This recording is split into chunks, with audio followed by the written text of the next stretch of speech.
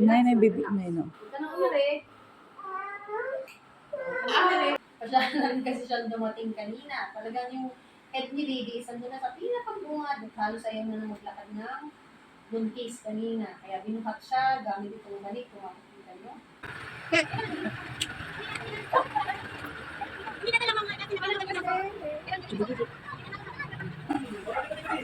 Okay. Eto na, ginawa ko na namin eh. Dito na po, sir. Sige, diretso. Sige na, diretso na. Huwag kang iire. Huwag kang iire dyan, huwag kang iire.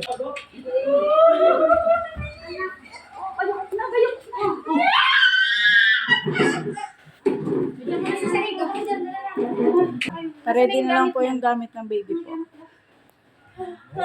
O, tayo gagawa. Dito na. Angat daw. Angat ito panlatag na iba? Wala. Yan lang. O, ito na fit.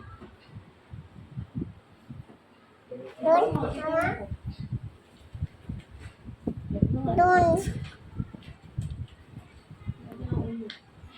Kailan ko ito nasakit? Kailan mo nasakit? Dito ka kumapit sa hita. Dito ka kapit Okay, sa yan. hita. Jet ka lang. Ining ko, mag-focus ka lang ha. Tingnan malalim. Na ito na ining ko sa bungan. Lalabas na. Sige, masakit talaga yan. Ito na sa bungan. Kailangan mo lang i-air ng maganda. Ha? Kasi na ito na sa bungan. Lalabas na talaga. Ining ko, tingnan malalim. Parang dudumi. Hindi na natin siya inaakyat kasi ay, kudigo. Kagulo na. Ayaw na talagang tumayo. Ayaw na kumilos. Ito na yun. Nakadungaw na ulo. Kailangan mo i-air ng maganda. Kumapit ka dito sa hita mo ha. Bango ng ulo para kang tatatin namin matigas. Ha? So, ito na yun. Ito na yung sa bunga. Bukas. Okay. Bukas mo lang ito. Bukas. Huwag mo Sasara. ito. Diretso. Ayan mo. Ire.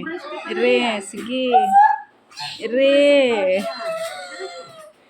Tikong bukas. Tikong bukas. Hindi man. Ay. Di man, Ayaw na anak. ito na sa bunga. Ay. Uy, ire mo po ang kailangan dyan. Tumingin ka sa akin. Tingin. Mag-focus ka. Na ito na ang anak mo. Nalabas na. Kailangan mong i-air. Nanginginig kasi na ito lang. Nakadungaw na. Kapit sa hita mo. Okay lang. Sige, ito yung mapupunta. Kumapit ka sa hita mo. Dito ang kapit sa hita. Sa hita. Sa ilalim. Yan. Ining. Mag-concentrate ka ha. Kasi hindi makakatulong yung paglilikot mo. Pagwawala mo dyan, yan makakatulong. Tatagal yan. Yes, kailangan mo lang umirin. Yan. Tulungan mo yung sarili mo ha. Bukas mo ining. Nagumiti ko. May ipit ang ulo ni baby. Sige, diretso. Sige. Diretso mo, diretso. Wiwin, matakot. Aray ko. Aray ko. Kakati. Bukso. Takot. Masakit talaga yan. Sobra. Tiis lang. Hindi man. Good. Sige, diretso. Ay, swing hita mo. Hindi man. Malalim. Taas ang ulo. Sige. Tingin sa kanya. Sa nagpapanak sa'yo.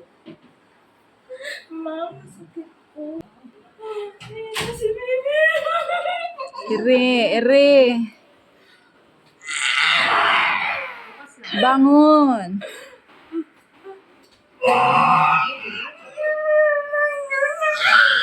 Hindi man. Ano na? Okay.